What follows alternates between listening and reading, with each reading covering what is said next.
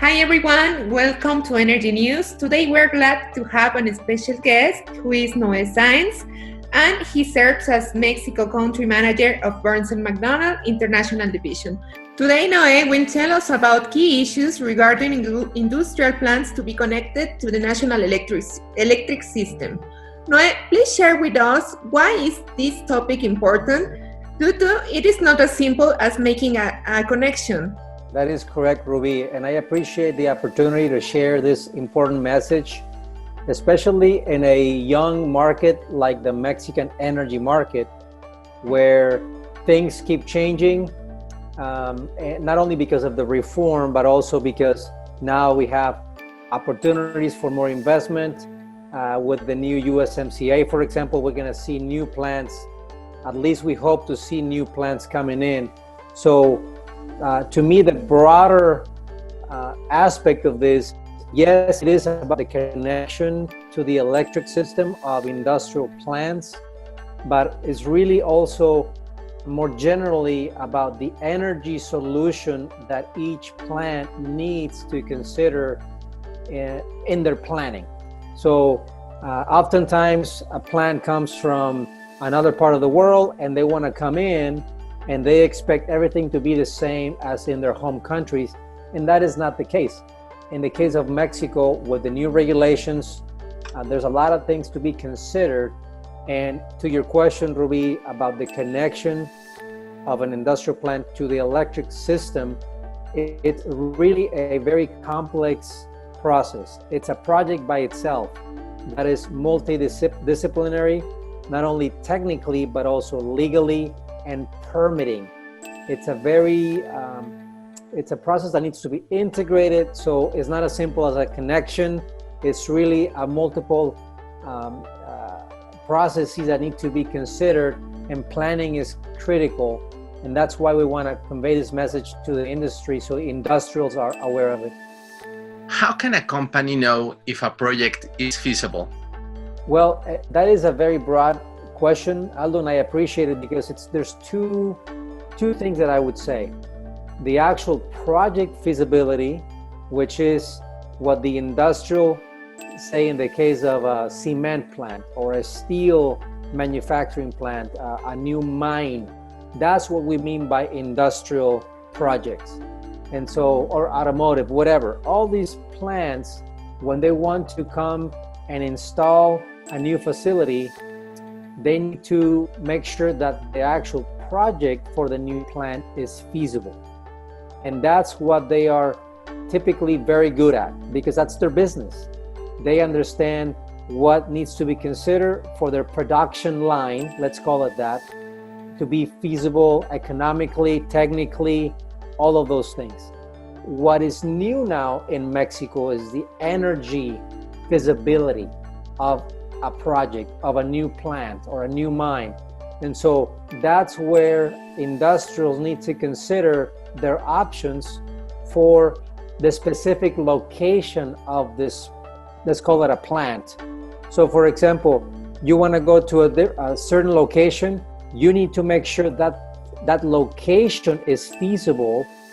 So for that, you need to analyze the electric system, the electric grid, as well as your options for local generation, so you have a backup in case of an interruption in the grid, for example, which could impact the industrial facility pretty badly. Noé, in your answers, I just heard what I consider a key word, that it's planning. And talking about planning, why is it important to connect an industrial plant to the national electrical system? Planning is the key, Ruby. That is really my best answer. And it is so critical that it's actually a specific discipline that the same SENACE has granted access or a certification to certain companies to be able to do transmission planning, a form of pre-indicative studies for these connections, or in the case of generation plants, for interconnections to the grid. So if this was a brief lesson or class on on electric systems, or at least infrastructure. We have in Mexico, we have what's called interconnections to the grid, which is for power generators that need to inject their electricity to the national grid. That's an interconnection. And a connection is what a plant or actually a consumer of energy, they need to connect to the grid to bring that electricity to their plant. So that's where SENACE has granted access to a certain number of people, and that's or companies. They call them external trusted users. And Burns & McDonnell is one of those few companies that have access to the grid, so we can find the best points of interconnection to the grid based on available electricity and also what other things are being considered in that site. So back to your question on planning, it's project planning, but also site planning is very important. No, in Mexico, SENACE is an important agency for this kind of projects, as you have said, but not only SENACE, as well the Federal Electricity Commission, the CFE. What does this kind of projects has to do with the CFE regarding permits and technical compliance? Well, that is a very, both entities are key to this process, because SENACE is the operator of the electric system and also the one that monitors the grid code, as well as CFE, who operates the physical infrastructure, electrical infrastructure in the country. And so when it comes to a new industrial plant, you have to interface with both entities at the right sequence, in the right steps, and ask for the right studies so you can get that connection agreement approved by them. In this case, SENACE. And then CFE will be the one that will receive that infrastructure from the industrial user who will build it, typically by somebody like Burns & McDonnell.